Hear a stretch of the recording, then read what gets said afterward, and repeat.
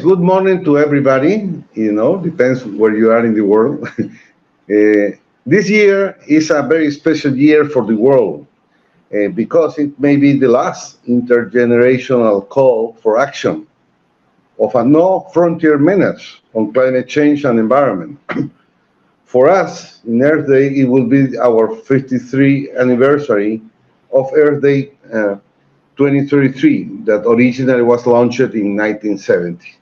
Now it was launched in New York. Now we are present in 193 countries in this world.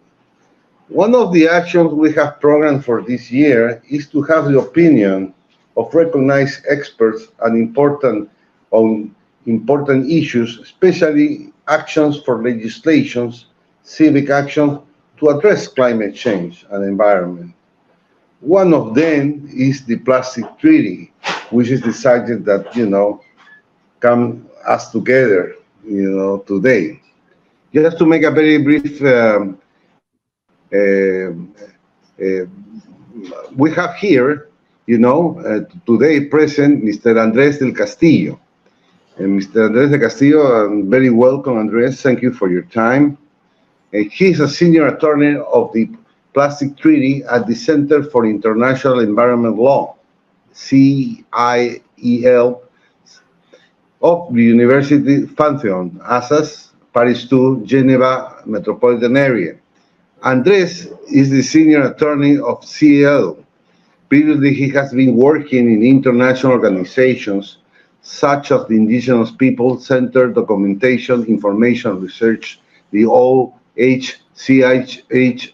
UNESCO, and two Colombian firms. Very welcome, Andres.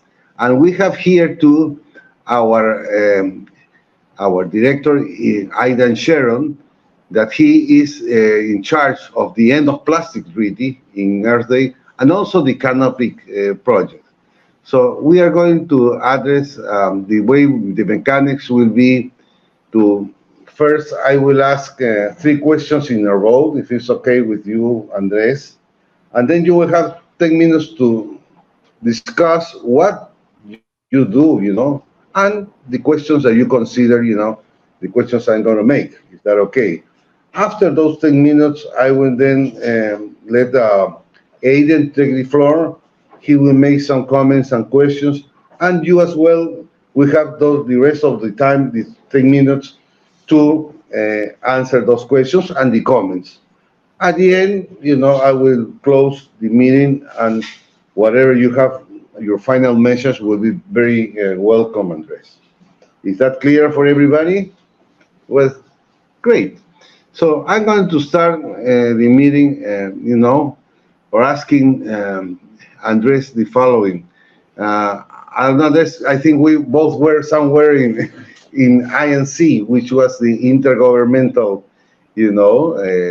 discussion group that was in Punta del Este, IN1. And we were there. There was also a stakeholders meeting, for one of the first times that was a stakeholder meeting. So the first part I'm going to ask mainly on those results, on that scenario, and also whatever you think is appropriate, And then Aiden, who's going to be, in INC2 in Paris with you, will take also the word. And the purpose was, you two to meet together, and work together. I just want to say that I've been following Andres' posts in Twitter, and I am kind of fan of him because every day he has something to mention on the plastic treaty that is very valuable, not only mentioned, but also comment.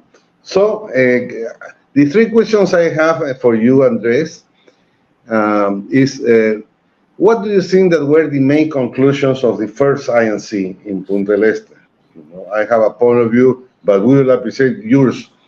The second is, what is the importance within the plastic treaty as well, the importance of climate literacy and also climate change education, as for the future INCs, and of course to the treaty that is supposed to be signed, in 2024. And the third is, what are the immediate actions that could be taken on in this course, because there are going to be 4 other meetings starting the Paris, 4 agencies. Then on February 2024 is going to be sanctioned, and then the implementation comes. So one question will be, what can we do in this course, in the meantime? That's one of the things that we created the INC2 and INC1, and not wait everybody, because it's going to take 1.5 years, and then the implementation may take some time, because it have to be ratified by congressmen of each country. So those are the 3 questions, dear Andres, and you have the floor. Thank you, sir. Thank you so much, Rodolfo and Ada, for the invitation. And of course, for us, we are really glad to participate in this very important day. And one of the best way to do it is by spreading what is important or what is in the top of the agenda at the international level on environmental issues right now. And I don't know if it's a coincidence, but today, April 22, is also my birthday. So I'm more than glad to contribute to this discussion, not only by tweeting that is limited to some characters, but also by go deeply to the questions that you raise here that are very pertinent and relevant, because at the end of May, we are going to be together in one meeting dedicated to discuss the plastic treaty and how this will look like. But then first, to answer the question on what happened or what are the main takeaways of the first round of negotiation that took place in Uruguay, I want to say that first is important to mention the number of people that were present, and also like remotely or in person, and is more than 2,000 delegates and members from more than 160 countries participating.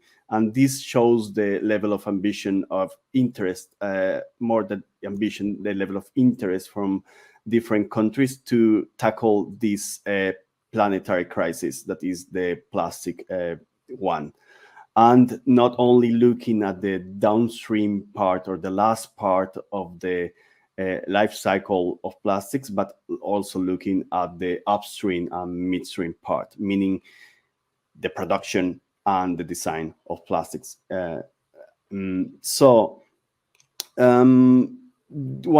one of the main takeaways was, first, I remember 1 year ago in Nairobi, when countries were discussing the mandate for the plastic treaty, that the question on health was really difficult to crystallize in the mandate itself.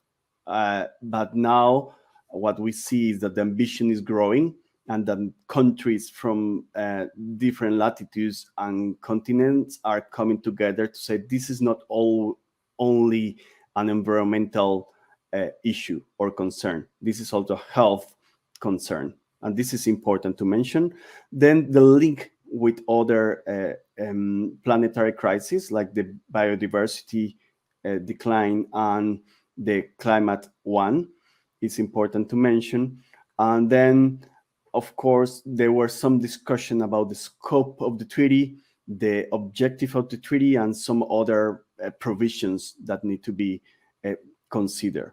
So I guess this is kind of the main takeaway of the meeting. And of course, having one chair that will be the president of the conference for the first 3 rounds of negotiation, and then from Peru, Gustavo Mesa Cuadra, and from Ecuador, Luis Vallas, who will take over the presidency from the INC 4 for the INC 3 4. Sorry, I'm confused with this one.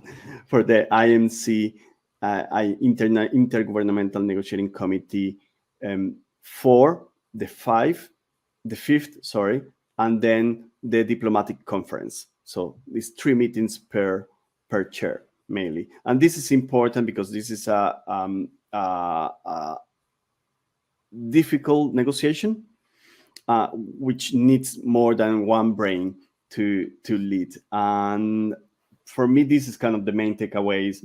And of course, the attention from the media that is covering that too, and the change of the narrative that this is not only a question of waste, but also a question related to climate change, where, as you say it in the question, climate literacy and climate education and showing what is going on with climate is really important to make this connection, because, as you know, a big part of greenhouse gases are emissions happen at the upstream part of the plastic life cycle, mainly at the exploration, extraction, and production of plastic precursors. This is important to mention, because there will be some things that will be discussed in the plastic treaty, but as you said, this is a speedy negotiation that will take place in the next 2 years, and not everything will be discussed in detail during those negotiations, but subsequently by the governing body of the meeting. This is what we expect, right? And what we can do immediately, or mainly, I will say more what governments can do. And one of the suggestions is moratoriums. Stop the expansion of new plastic facilities and stop the expansion of existing facilities will be one of the more accurate and urgent political action that can be taken one government, saying not giving more permission for amplifying and exacerbating the plastic crisis is the first thing that we can call governments. And of course, from citizens, is keep that dialogue going on, making sure that we pass the message about what it means really recycling, for instance, that is not the magic solution, that we need to change the model that we have so far. So I will say those are kind of the main thing that we can do in the meantime.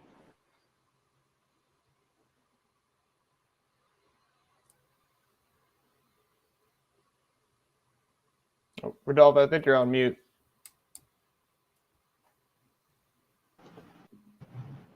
Hello, you hear me? Okay, yes. Yes, thank you so much, Andres. And now you have the floor, dear Aiden. Take news.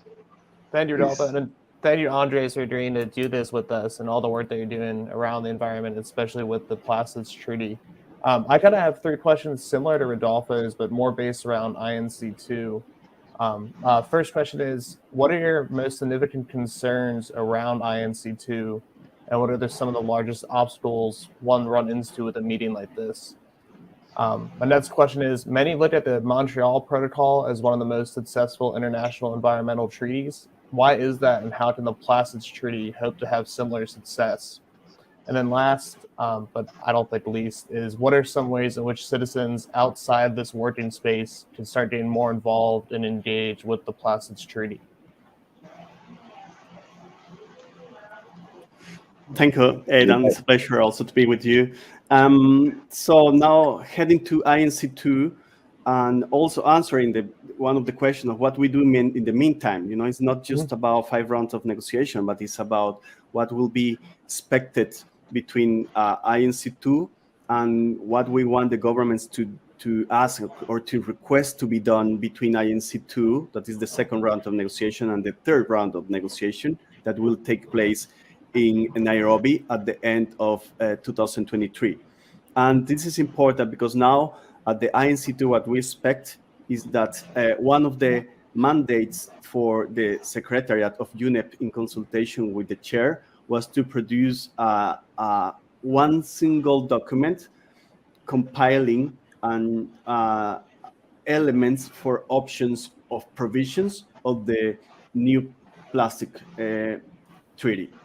And this is something that this is a document that will be a gravitational document, a document that countries will talk about and will refer to during the whole week of negotiation in Paris. We expect to have, of course, a whole week, 5 days of negotiation, but the weekend before that meeting, we expect that there will be some regional consultations, and also the French announced a high-level event happening on Saturday, 27th of May, 2023. So that means that there is a high ambition, that there will be high-level representative there in Paris, and that we need to deliver, and negotiators need to deliver.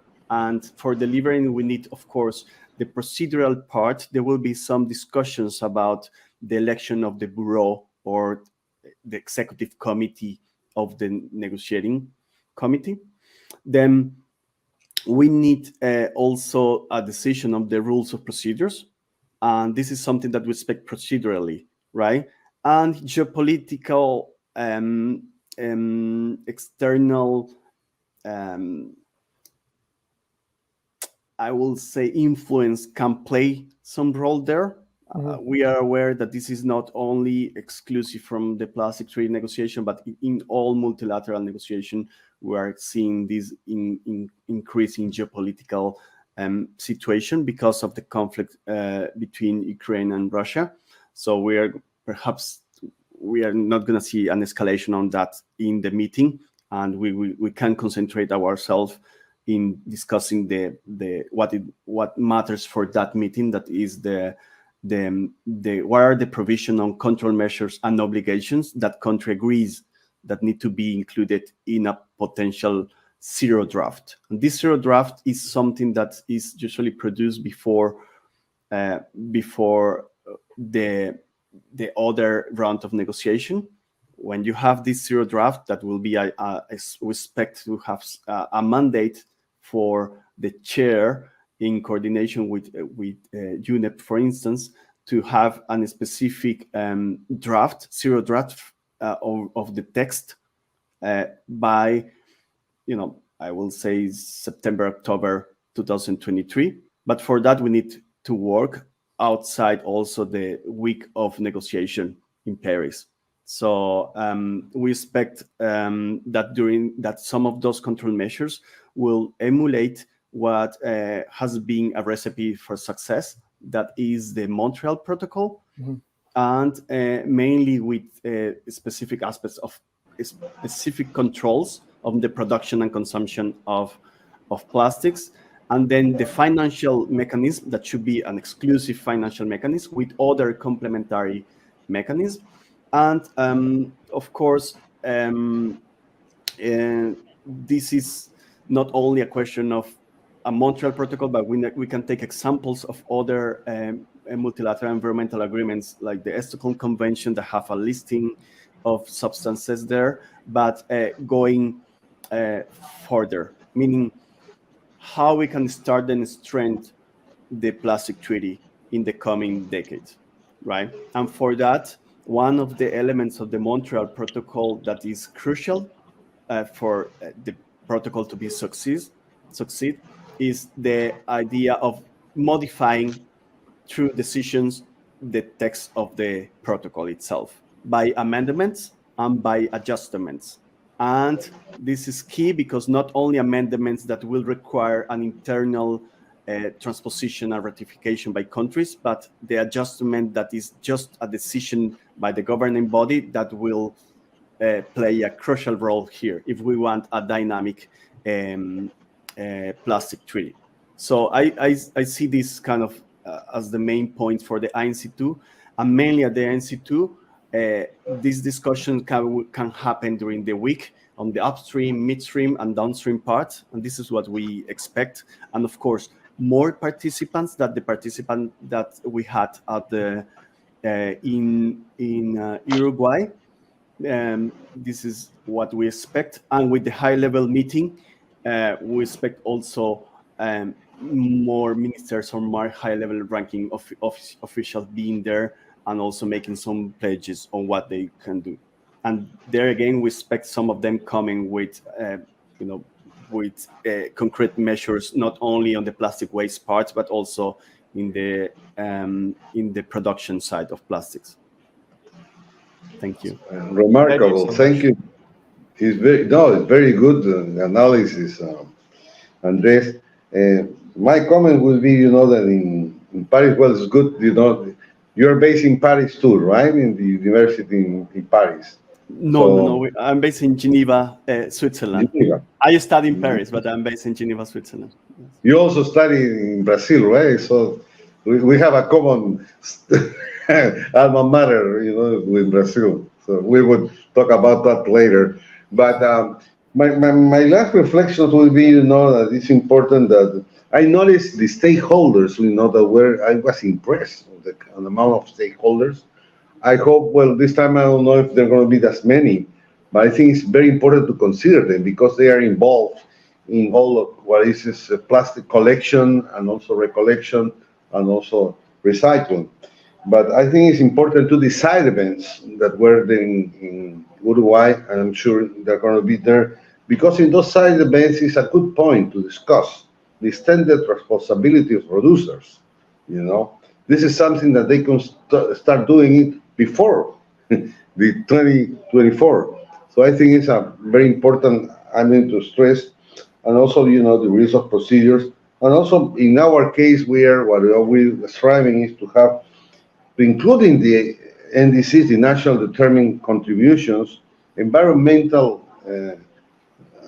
education with a first and last name, because we consider that.